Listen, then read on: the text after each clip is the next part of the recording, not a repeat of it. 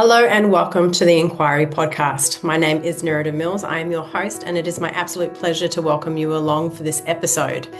What we do in the Enquiry Podcast is really explore and inquire with experts in their field in regards to what it is that actually creates a human experience, and more importantly, what it is that we can use to influence the human experience for our own development, growth, and expansion. So welcome along. Let's dive in, and I hope you enjoy.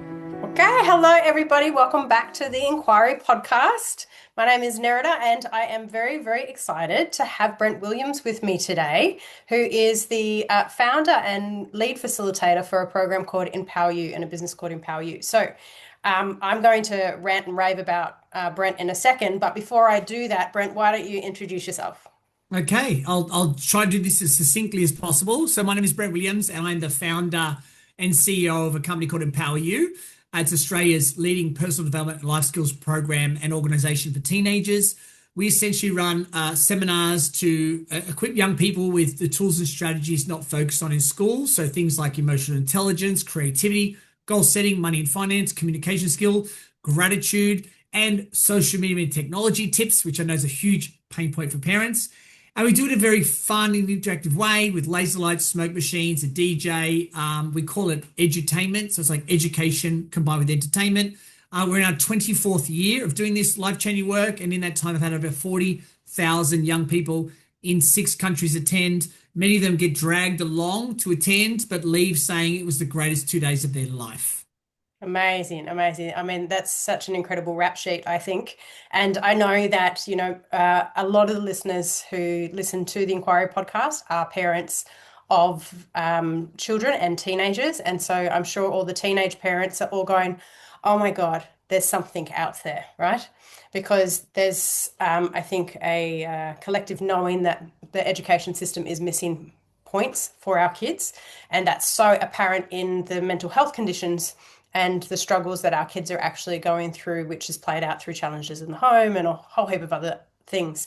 So I would love to start by asking what got you into the work. Why are you so passionate about it? Because you are, one of the things that I love about you, Brent, is that you're a bubble of enthusiasm when it comes to kids and when it comes to inspiring kids and doing this work. And it is so contagious. It is incredibly contagious. And that's obviously rooted in something. So could you share with us what that's rooted in for you? Yeah, it's interesting. I usually have the regular spiel, which was, going through high school, I had great friends and family. And then I was robbed at gunpoint. And that was this big life-changing experience that sent me in this direction of pursuing personal development. That is all true. That is all true. However, I'm currently, I don't know if I told you this, but I'm currently writing a book. And the original intention was the book was going to be about all the things that I teach in my seminars. So it's going to be like essentially like a transcription of my EmpowerU program, and then just inject it with a lot of neuroscience to really back up what I'm teaching with how this works, the psychology of it. And in going through the transcriptions and writing this book, I started to infuse some of my stories of my life.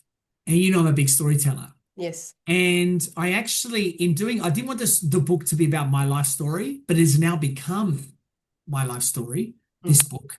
And there's 35 stories at the moment of my life. And the reason I bring this up to your question is because as I start to unpack these stories, and I'm talking mainly the stories, say, pre-18. So from the age of 7 till 18, these stories, so many of the things that I'm highlighting in my past actually are the things that I teach now, and I didn't even realize it. So as much as I've always said that I went to a seminar that changed my life, and I absolutely did, and we can get to that, my first personal development seminar as a student, I realized that a lot of the things that I teach were already within me. I just hadn't labeled it. I hadn't acknowledged it as a thing. I was just doing me. But to answer your question more specifically, I think I got the best of my parents. My mum is extremely intelligent, and my dad is really funny with a lot of common sense. And both of them, I would say, live their best lives. And so growing up, I had a wonderful childhood where my parents never pushed me into anything. They never said, you've got to do this or be this. They were very much let me be me. And that could go one of two ways, I think, but it went for me the best possible way, Yeah. whereas it gave me a real sense of confidence. It gave me a real sense of freedom in whatever one I'm in my life. And from a very young age, probably around the age of 6 or 7, I don't know why, but I had this sense that I was going to do something big with my life, something grand. And my initial thought was that it was going to be a movie director. But clearly it's gone in a little bit of a different path than that. Not completely, of course, we can touch on that a little bit later. But I've just always been a very passionate person. I've always had the mentality, if you're going to do something, love it, and get invested in it and be the best you can be in it. Not for the result, but because for the journey of it, for the growth that you get. And so I've always been a very infectious, enthusiastic person, and I've channeled that into obviously my profession with EmpowerU. Yeah, well, it's so interesting because that's definitely like the part that I think grabs people initially. And to give listeners a bit of a backstory context, I met Brent about a year ago now, and he did a presentation at a workshop, like a retreat seminar thingy that I was attending myself in regards to property development. Which is another passion of yours. And he was sharing with us the story of the impact that he's made. And it was really interesting because my eldest daughter, Leela, was present there, and so was my younger son, Sol. And both of them were biting my arm off to sign up to the kids' program when they saw your presentation. And myself and Adam, we just looked at each other and went, absolutely, like this is a hard and a very easy yes. You know what I mean? Like it was hard as in the fact that it was so solid in our system, and so easy as in it was completely a no-brainer because we've both worked in and been around the personal development industry for such a long time now. And as you know, I work with a lot of clients, and some of the stuff that, I'm working with people around, if you can intervene at that young age, I think you really help to solve a lot of problems before they actually start or before they take root in somebody's life. And so the idea of enabling our children to have that pathway and to do that pathway with somebody who is not us, because of course, if your kid is a teenager, then you're probably not the person that they're going to listen to, regardless of how knowledgeable you are in any subject. So really recognizing that actually the kids need to hear this from someone else that they actually look up to and respect. And we want to make sure that who we're putting those kids around, that they have the potential to look up to and respect, have such solid integrity in what it is that they're doing and the right intention behind what it is that they're doing. And we saw that in you straight away. So, and part of that is through that excitement and through that passion. You could just, you feel it in your soul how much you love this work. So it's been so impactful for our family, for the kids to go through the EmpowerU program. And both the 2 days, and now most of them have been through the camp as well. So obviously you've got kids now, and they're kind of getting to that pre-teen age, and so you've got the very lived experience of some of the challenges that parents who are listening to this may be coming up against. I would love to hear from you some of the things that you think that parents are not intentionally but accidentally getting wrong, and where we can tweak our delivery of parenting to really help our children thrive in a more resourceful way. Yeah. Where do I start? So I think that the most obvious one, and it's probably something that parents have heard before, but maybe hearing it from me, it might land. This might be the time that your ears hear it, truly hear it. Is that I think that we, as parents now, really mollycoddle our children a lot more.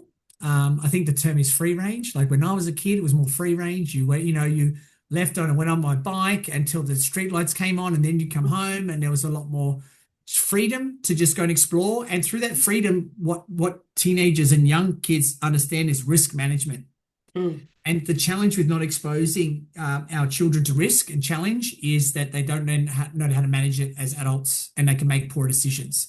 I have found that in my 24 years of doing this work, that my audience hasn't got stronger. They've gotten weaker and they've gotten softer. And I know that COVID accelerated that for a lot of families as we were forced to stay home. And that in itself became a comfort zone and a crutch. Less and less young people catch up socially.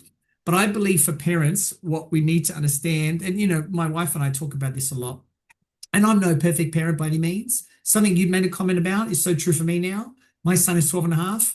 And, as much as I can have 100 teenagers in a room, listen to every word I can say, I can't get him to clean his room. Yeah. So, Yeah, yeah. I am presented with the same challenge as every parent, is that we are just not the most influential voice in our child's life as much as we'd like to be. And that's harder now with social media technology that's ramped up the external voices for our children. But I think that for the big advice I'd give to parents is give your children as much responsibility as you can, put them in positions where they're uncomfortable, and trust that they'll survive. They'll be okay. I think that something that you've heard me talk about before is a guy named Jesse Martin. And for the listeners who are unaware, Jesse Martin in 1998 set sail on a yacht called Lionheart. He was 17 at the time, and he was out there to break the world record for the youngest person to circle around the world solo and unassisted. He did it in 11 months, came home to 25,000 people in Melbourne Harbour. And I interviewed him many years after for a book that I'd written. And I'd asked him what he did to achieve success. And his answer was that he didn't know what success was, but he knew that how he's able to complete that journey was he had no exits. He couldn't just get off the boat and go home. It was 3 weeks to land in any direction. So whenever he was kind of like over it and had enough and wanted to quit, he started sailing towards land. But then inevitably, the sun would come out, the clouds would part, and he'd be reinvigorated to continue. So I think that for parents, our children have more exits than ever before. When you and I were kids, we didn't have a mobile phone to text our parent and go, Mum, Dad, pick me up, I'm over this thing. Oh, yeah. Whereas now they have that ability to escape. And I think Paul said that's a that to big me as one difference. of the reasons that he wanted a mobile phone. He's like, Mum, but what happens if there's an emergency? I said, go and knock on a door. Yeah, exactly. Right. When we were kids, when emergencies, you work it out. Like there's Yeah, ways yeah, you figure it out. we're not completely like lost. And I think that by giving our children so many exits, we make them weaker and softer. Mm. And then they don't know how to manage things that are overwhelming. They've got to understand there can be times where they've got to do something they don't enjoy. That is a part of life. Not everything is going to be sunshine and rainbows. Mm. And this is how we develop resilience and grit, which I think are inevitable. And look, I'll finish up with this point. The longer a student stays with me, and I'm going to reference your children, and I'm going to reference Sol in particular, the more that they want me to challenge them.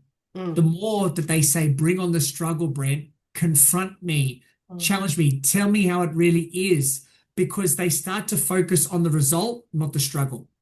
And too many young people focus on the struggle, get overwhelmed and quit. And all we do is reaffirm those negative beliefs that we start to foster. So for parents, get comfortable with making your child uncomfortable and know that it's a long-term gain. Don't look for short-term gratification from your child. You're looking for a long-term result. Our job as parents is to make our children happy and driven. And to do that, we need to put them in environments where they are uncomfortable. And that's okay, and they will survive. So that was a long-winded answer to your question, but No, I love it though, there because was I some key. totally agree with you. I personally, this is probably why we get along so well. I personally feel like most parents are hard on the things they should be soft on and soft on the things they should be hard on, because you find parents that are really hard on kids for having emotions and don't give them the validation that they actually need in their emotions, but then they won't force them into doing something that's actually going to build resilience and pride and confidence and determination. So it's like it's like we've got the skills. It's just that they're kind of being expressed in the wrong way as we try and find this balance of a new form of parenting that is different to the way that we were raised, Yeah. So yeah, it's really, really quite interesting. And of course, that oscillates and dances as a child, kind of their needs move as well, as far as like how much energy and effort needs to be in the validation and how much energy and effort needs to be in the push. I definitely see that. Obviously, Adam and I have a large range. Sol's Yeah. 13 and Flynn is 27. And Yeah. even though Flynn is 27, there are less and less now, but there's always, parts that we play in the relationship dynamics, as far as whether or not they're going to feel loved and supported and accepted and all of those things as well. So it's such an interesting dance. And you also work with adults now as well. So you've extended this work into the adult realm. And myself and Adam were lucky enough to come and attend one of your adult camps. God, it was only this year. Yeah. So much I has was happened. I was telling some of my clients about it the other day, and I was like, yeah, so about mid last year. Oh shit, no, that was this year. So yeah, obviously I went to the camp with Adam, and again, I do feel like you are the best facilitator that I have come across because you are a very, very entertaining, an incredible storyteller, extremely engaging. But beyond all of those things, you know how to move the energy of the room so that it is conducive to the transformation of everybody in the room. You know when to push, you know when to pull back, you know when to lift them up, you know when to let it settle and let people sit in it. And it is in my brain as a facilitator, that's a form of magic, like it's quite wonderful to see. And it was such a pleasure to actually experience. And through my experience of that, I was like, these kids are going to be fine.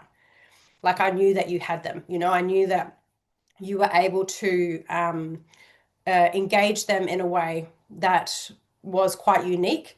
And what solidified that for me was when I was able to come and support the EmpowerU program that went on this year. I think that was what, September here in WA? Yeah. August, September, something Yeah. like that. Yeah. September. Yes. Yeah, and seeing these kids walking in, arms crossed, glasses on, big fuck you looking on their face, like I refuse to enjoy this next 2 days, on the first day, which actually really took me back because I'm so used to working with adults and adults choose to be there. Whereas these Yeah. Yeah. teenagers, such a huge proportion of Yeah. them were forced to go by, Yeah. parents who want the best for their kids. And I was just like, oh my God, like this is way more intense than I was expecting. But to see the transformation and to be able to do that with teenagers and really get them to that point where they are celebrating themselves and each other by the end of it, where they are absolutely in love with the process. They recognize that they're powerful. They recognize that they have influence. They recognize that they have choice. Like to get kids to that point, the magic that you can do with adults is just next level because they are choosing to be there. So as soon Mm. as it's like you're not starting from this like 10 foot under place just to get them to base level. You're starting at base Yeah. level and taking them higher. So it's really, really interesting. What's the biggest thing that you notice about the difference between adults and teenagers, both on the positive and the challenge? Great. I'm so glad you asked that question because I wanted to answer that, whether you're going to ask it or not. I find that I'm sure for viewers this is an interesting one. Mm. What is the difference?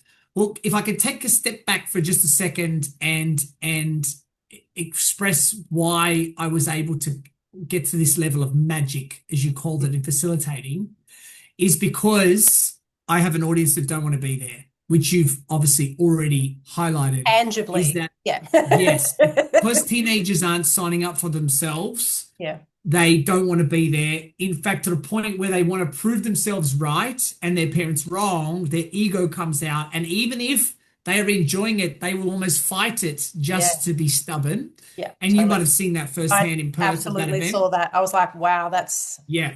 yeah. And that is so frustrating. That is so frustrating. And because my nature is I wear my heart on my sleeve and I'm very transparent with how I feel, I will call it out and I just say, I had one in Brisbane recently where we're about halfway through day one and I just had a moment. I said, this is ridiculous. You guys should hang your heads in shame. You're embarrassing yourselves. And I went on this big rant and boy, did they lift after that. But coming back to it, because I started my career the first 10 years at least before getting into adult seminars with an audience that doesn't want to be there. I was forced to develop a unique skill set to be able to build rapport and shift the energy and to move the room when they didn't want to move. So going to adults, when I first went, I was 28 running a seminar for adults. And I first went there thinking, I'm going to be found out here. Everyone's going to think this guy's so young. He doesn't know what he's talking about, the imposter syndrome. And I got up on stage and it was so much easier. So much easier. I was like, everyone's just laughing at my jokes that aren't even that funny. And they're all listening intently. And when I ask them to do something, they just do it. Oh my God, this is what I've been missing out on. So to answer your question, I've been running Break Free for 15 years now, my adult equivalent of EmpowerU. And the difference between the audiences is this, is as we've identified with my teen audiences, they don't want to be there. So there's a lot more resistance. It takes a lot longer to move the group. However, the shift and the arc, if we call it the arc of the journey, is far more dramatic because you go from someone who comes in so resistant that they might be hiding in the toilets, vaping, messaging their mum, crying in the car park, to by the end of it, painted their face. They got glitter everywhere.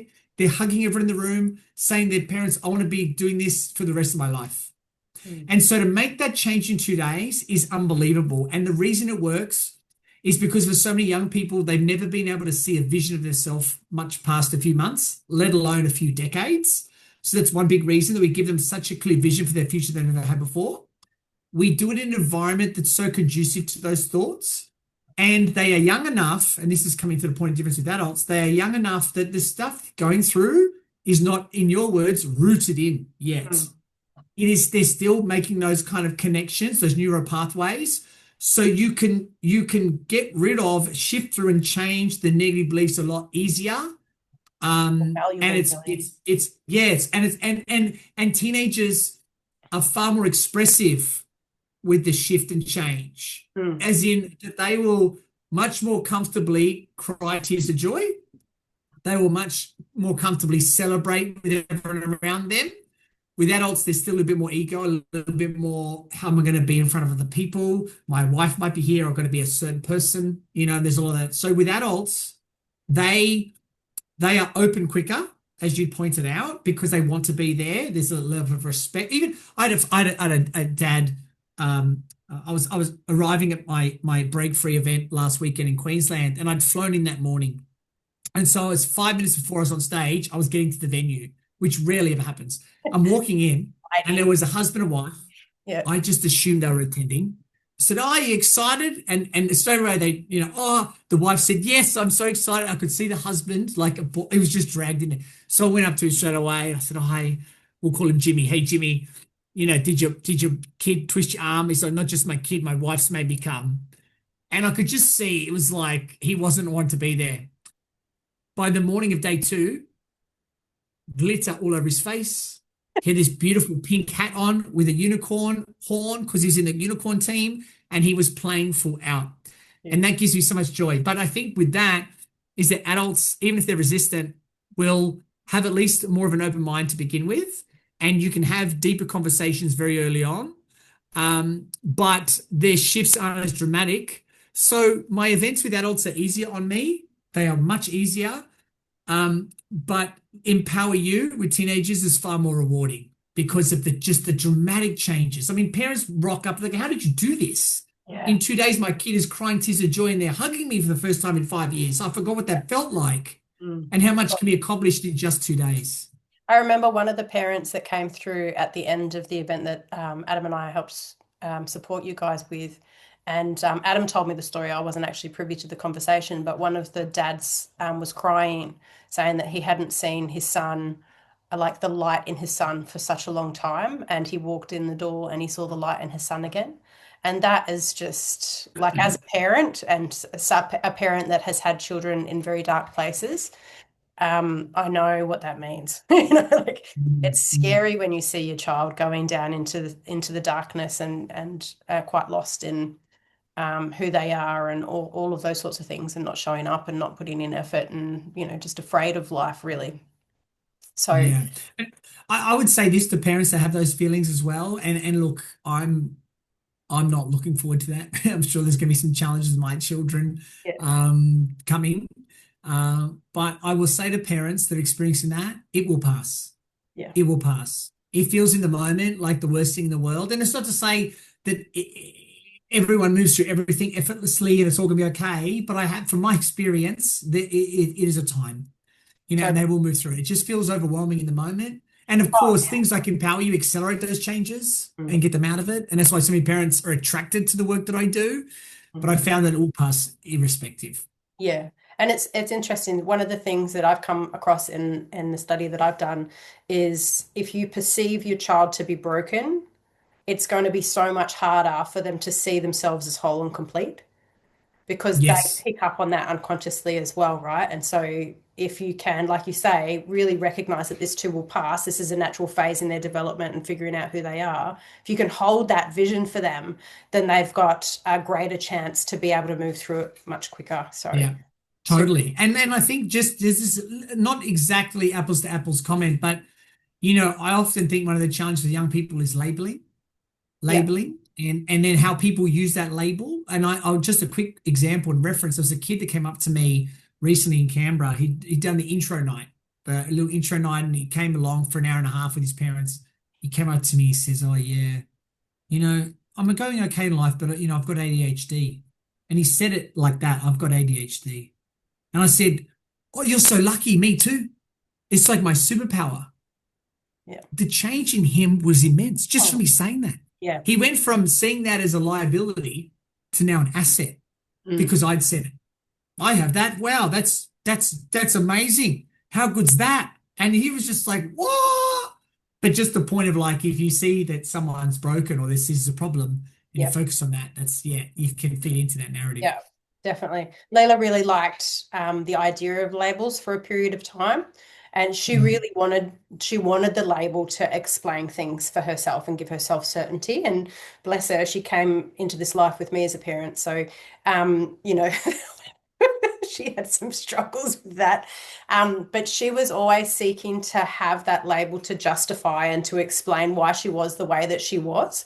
And I said to her, I was like, sweetheart, look, if you really want a label around something, like you can find a label around something if you really want Mm. to. Mm. However, maybe you're just Leela, and that's okay as well. And so what I started to do is I started to find people with the labels that she wanted to start associating with, and give her examples of people who were highly successful and who identified as dyslexic or ADHD or like autistic or whatever, like all of these neurodiverse kind of experiences. It's like, okay, well, cool. So just even if you do have that, or you want to go down that path of looking at that box, and that's okay. I know some people really thrive in that space and they get a lot from it. If you want to do that, just recognize that that box doesn't limit you at the same time. Mm. You That's right. know, Yes, that yes. it's not a cage, I think is really Yeah, important, because it's so easy, I think, to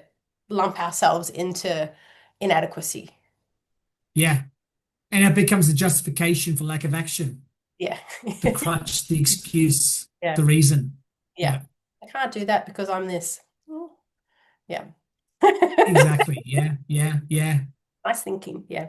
So, little side note that not a lot of people know. I mean, anyone who's done your work knows your passion for entrepreneurship, and for film, which I think both of those, I actually quite love it. Both of those avenues of passion really enhance how you do your work. Like when you said that, you thought you were going to be a movie director and whatever. And obviously, you have done that to an extent.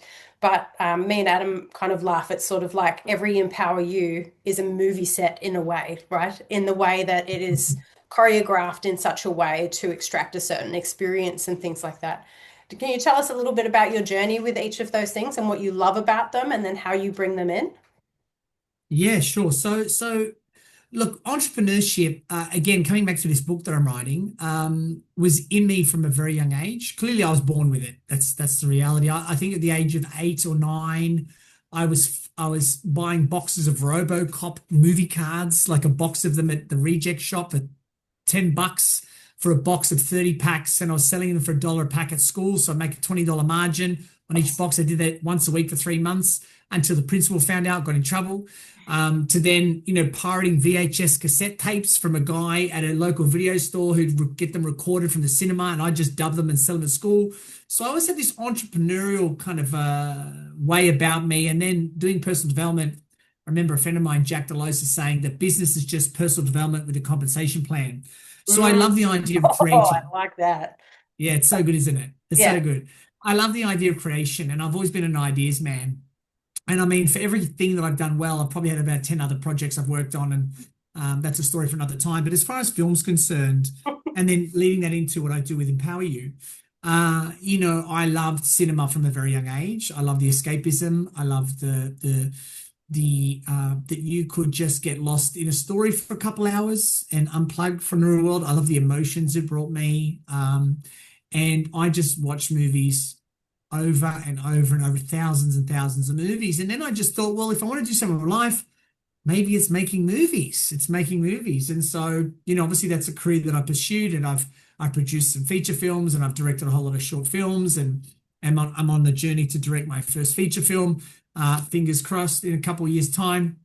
But it's certainly reflected in the work that I do with seminars, is that I love the showmanship of it. Like, Mm. I'm acutely aware of, my secret fantasy is to do stand-up comedy, Yeah. to be a You comedian. would I be think that's the really good at bravest that, thing in the actually. world, Yeah, to yeah, be on stage and get a laugh. Is just like yeah. to me, that's the ultimate high. That is the ultimate high. To say something and get an audience to laugh Well, is it's so just the interesting best. because you can't fake it. Like, I think stand-up comedy is one of the most brutal industries because if you bum a joke, like there's no denying whether or not there's actual laughter coming from the crowd or a really Oh, uncomfortable chuckle because you fucked it. You know, like, yeah. You get the most instant and honest feedback. yeah, Instant totally. honest feedback straight away, straight away. And so I think that, like, with Empower You, I love the idea of really thinking about, where, what is the audience member feeling right now? What do I want them to feel? And what do I need to do to get them to feel that way? Mm, And so I think about, with this music, with this story, what is that going to induce in somebody? And is that the emotion I want them to feel now? And if I do want them to feel it now, how is that priming them for something else that I'm doing? mm, I'm very mindful of, not just with the way in which I put together all of my events, is what is the journey? And so what is the syntax right now? What is the thing that I need to build here that'll set up something later on that'll bring them back down here? And then if it's down too long, what do I need to do to shift that energy and move them through something? I know that some of what I'm saying now is going over some people's heads, but essentially, yeah, it's not what I say and what I do, but how I do it. And I'm very cognizant of the fact that all different senses need to be, hit in order to get a certain reaction at times. So it might be the tone of my voice is a certain way because I want to make sure that this point is emphasized in a particular mannerism. So, for example, when I need to get the audience going, I immediately pick up my energy and mm. I start to move at a pace. And I tend to walk around the room and I go up to individuals. And what it does is it makes everyone, let them know, oh, there's something exciting happening now because Brent's picked up his energy, what we're about to do. And he's coming up to me now, so I'm on notice. I can't hide. Yeah. Then when I need to get somber, I'll slow right down Mm. and be very intentional. And then I'll even sometimes go, right, I'll have a song ready to go that might heighten up something that I do this a lot at my camps. The difference between presenting and facilitating. Presenting, I'm delivering notes that I already know. Facilitation is you're taking someone on a journey. So my camps and retreats is far more facilitation than presenting. And I love in real time thinking about, like a director, Yeah. okay, what's happening now? How are they feeling? Where do I want them to go? And what do I need to do to shift them? And I suppose in doing this work for so long, you just build up a whole lot of tools in your tool belt, like, mm, oh, there's all the anchors that I use, and I'm doing more and more of them now that give me the kind of the different hooks to move an audience. And I think that was something you commented on to me about how you're able to stay awake in such a heightened energy at retreat, is all these Oh, little. not even to stay awake, but stay vibrantly engaged, I think is the Mm, difference. Like most events that I've been to with long hours, which the camp had long yes. hours, um, there's generally a period of 45 minutes, a bare minimum every single day where I feel like I'm just trying to keep my eyes open and off the Yeah. table, you know. Yeah. Um, Yeah. and Yeah. that can be part of the unconscious resistance, and that's fine. But I didn't feel the unconscious resistance in the same way with you. It was a lot more graceful, I would I would say. Mm, I still mm, hit some resistance point through the experience for sure. yeah. Yeah. But it wasn't in that like exhaustion, mental shutdown, my ego trying to turn off. My ego was Yes. engaged. And I think, coming back to one of the things that you said at the very beginning, that edutainment, which I think is Mm. more and more where we need to actually be moving just because people are so used to being entertained. We Yeah, are, well, this is it, right? That instant gratification. You got to keep it moving. And yeah. I think as well, I was a very good student in my early years. I really looked at who were the people that had most influence on me and how did they do that. Mm, Like, I remember a guy named Doug Weed who used to write speeches for presidents, and he's my favorite presenter of all time, like on stage, the number one, top dog. And I would listen to his CD sets all the time.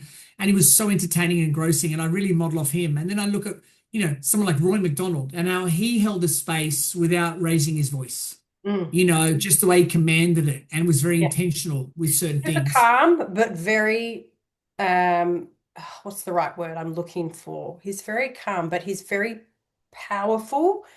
And where he moves you and how he moves you is how I experience Roy. Yeah. Yeah, and I appreciate, and I said this to him. I was in Bali with him a few weeks ago, and we talked a lot. Actually, it was a really great catch up on a lot of things in life. But yeah, just him holding the space. I'm so glad that I got him as a first reference. Had I not of, I don't know, but I think I would have turned out a very different presenter. So I got a lot from that because I think it could be easy to go to the Tony Robbins, just super high energy all the time.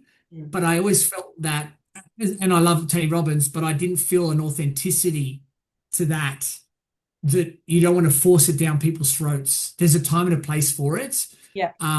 But yes, just striking that balance. Yeah. Yeah. Love that. I love that. I would love to kind of tie a bow around this with a question that I like to ask everyone. I don't always ask it in exactly the same way, but the point is still the same. So when you're standing up in front of people, obviously there is a part of the brain, unconsciously or consciously, that over time, well, initially and then over time, it kind of evolves, but freaks out about rejection, right? And there's a propensity for people to want to try and be something for other people or hide who they actually are. And I think the more that you step into, my experience of it anyway, is the more that you step into that real authentic expression of yourself and allow yourself to be seen, the more people are then attracted to you. And obviously you've worked with thousands and thousands of people. What has that journey been like for you? Like, what did you have to actually confront within yourself along that path? And what made the difference for you? Great question. I want to talk about theatre sports for a minute, but before I talk about theatre sports, just planting that seed, I guess the way I'd answer that question is that the first few years of EmpowerU, I wanted everybody to like me. And look, I still do too. Everyone wants that, right? Everyone wants that. But I realized early on that wanting people to like me meant that I started giving people concessions at my events. For example, when I started EmpowerU in the early 2000s, a lot of teenagers smoked cigarettes. I don't think I've seen a teenager smoke a cigarette in years now, but they used to smoke cigarettes and they would need to go for a smoke-go break. And because they were some of the cooler kids, I'd want them to befriend me. So I'd be like, oh, yeah, go have your smoke break. That's fine. You were quite young when you started it as well. So I was only 20. 19, 20. So yeah, I was there. And so I'd let them go and do it because I thought, well, that'd be a win. Like, I give them something that I can take later. I can kind of, it was a little bit of a strategy, but it was also because I didn't want to, create any attention. I don't go, oh, who's this guy? What does he know? And who does he think he is? And I was worried about that judgment and that rejection. And then that translated to an extent into my camps. And then I quickly realized that wasn't serving the audience. Now, there's a process that I do that I only do at the advanced camp now. And I'm very mindful of not saying too much about it because out of context, it could be perceived the wrong way. But here's what I'll say about it. This one process has dramatically changed the way in which I approach presenting. And it's a process where I ask each team to fire someone from their team. That's what they have to do. Ooh, edgy. Yeah. And I don't give them a lot of time. I give them no context. They just got to do it. And it's usually when they're all so close and there's a love in. And then I spend the next 3 hours, intense hours, unpacking that with every person in the room, one at a time. So not just the 6 on stage, but the 70 in the audience. Yeah. And I say, what did you play in that part? Why did you let them go? Should they be up there? Because inevitably, rarely should they be up there. They're usually the martyr, the volunteer. They've got to make a quick decision. They want to save their team. And then there's some lessons coming out of that, like in a 100-meter race for the gold medal, someone's got to come last. if you're the CEO of a company, would you fire yourself? Mm. Um, and how often do you let something go unsaid, but who does affects you? So there's so many beautiful lessons, and it's definitely the most powerful thing that I do. And it's the thing that I would say most graduates come back to me saying that was the thing that shifted me. And so what happens in that moment is that the tough love I give, as uncomfortable as it makes me feel, and I wear a hat just to make myself feel like I'm another character. That's Mm. literally what I say, is that by doing this process for the 25 years that I've been doing it and seeing in the moment the pain that comes out from people, like the anger. I've had people punch walls, want to fight me, want to fight other people in the room, will scream, yell, run off. But every single one of them will come back and say, thank you. That's exactly what I needed to hear. Mm. I appreciate. And now I need to take that attitude into my life. So to answer your question, because I force myself to be in a position to confront people, be aggressive, be truthful, be honest, but say the things that often you don't want to say, Mm. it made me realize that that's exactly what people need to hear. And if you come from a space of love, they always appreciate it. So the more authentic you'll be in life, the more attractive you'll be to everyone around you.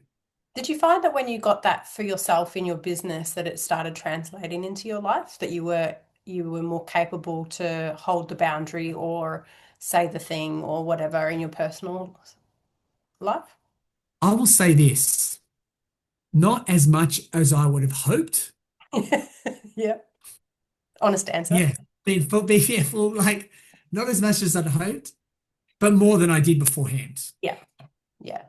Yeah. For sure. And I will say this to it though, you have a greater awareness of it. Yeah.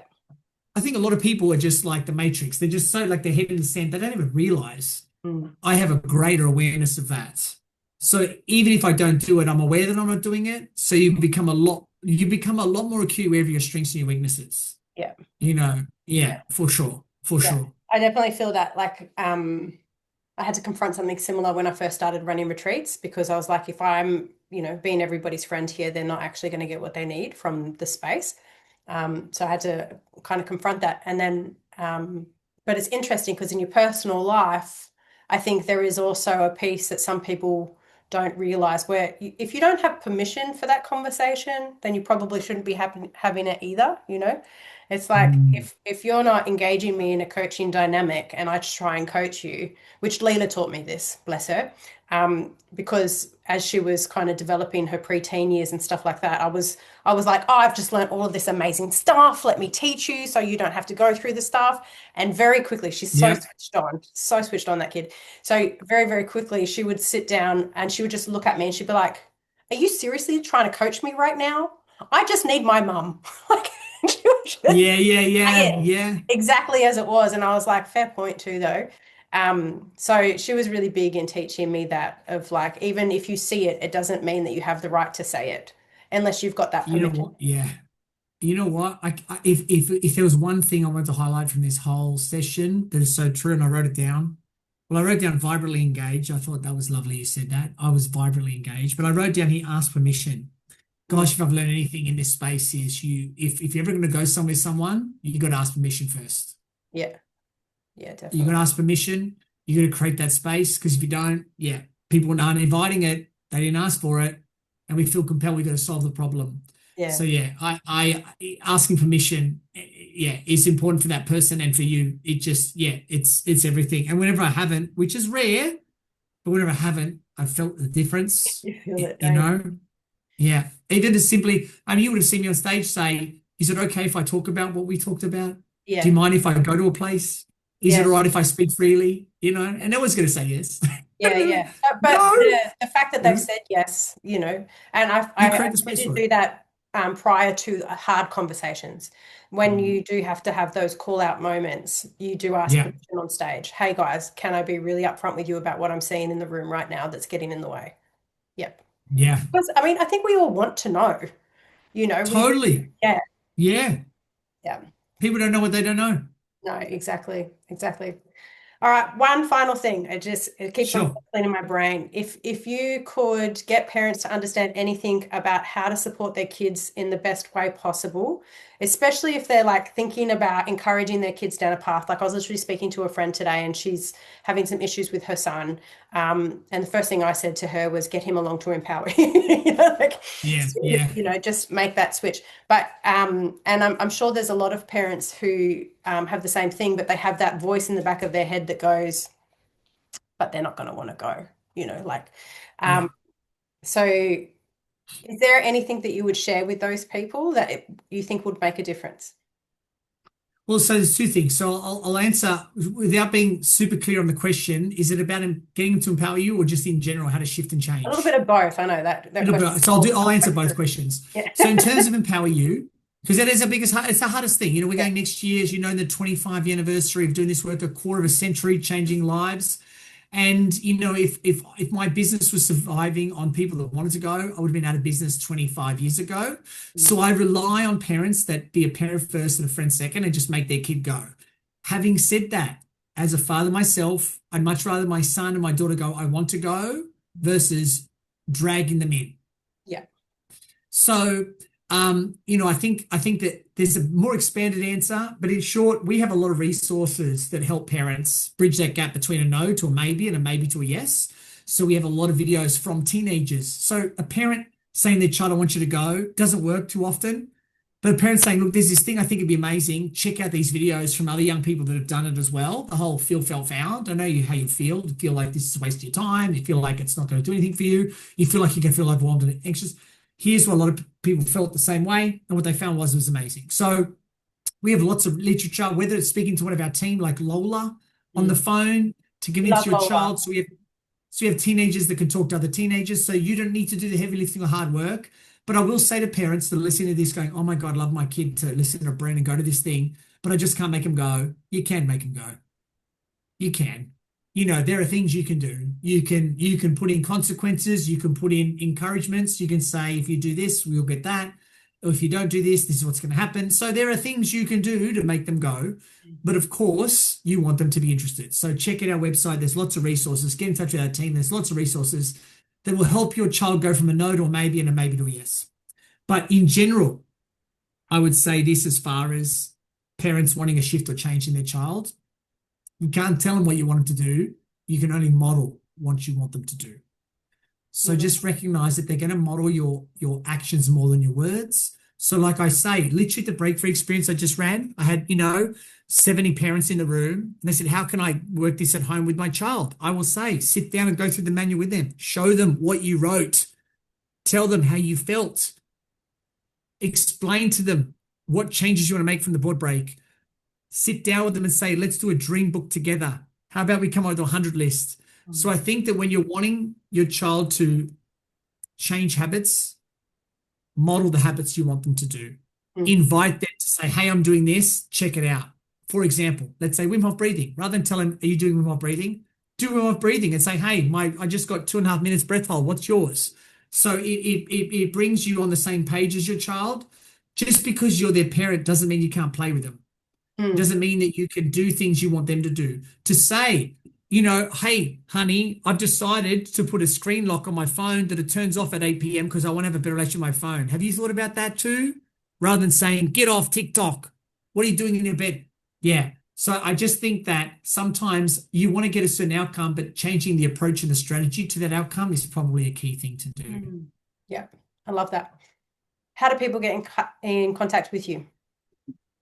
The easiest way is we're on social, so you can just Google EmpowerU with letter U on TikTok, Instagram, Facebook, YouTube, Spotify is a podcast, but simply our website, EmpowerU with letter U.com.au. And through there, you can check out our podcast, get your kids listening to that, is a good strategy. There's a whole lot of resources, both to work in schools and, of course, the main show coming to an EmpowerU weekend. We run it right across the country, multiple times in a city over the year. If it means you've got to travel a couple hours and make a weekend of it, do it. Absolutely. Do it. If it means you've got to sacrifice some things, do it. Do what you need to do. If you even like half of the outcomes that we're talking about on this podcast, it's a no-brainer. The train's already moving. You just got to jump on. Absolutely. And for the people who are in Perth, which I know is a lot of my listeners, there is another event coming up in March as well. So I'll be putting the details of that on the podcast notes for everybody too. And we're bringing Break Free, our adult event. We're bringing it to March. We're bringing it to Perth as well. I can't So just wait. wanted The to end of shout, we're next coming to year, Perth. right? Yeah, Was the end of next year? yeah, That's going to yeah, be so much yeah, fun. Oh my yeah, God. yeah. We're bringing it to Perth as well. So we finally made it to Perth after 20 odd years of people saying, "Come to Perth." We're doing it. We're there. So and here we are. So what blessings it's been to make that decision. If Yeah. nothing else, just meeting you guys.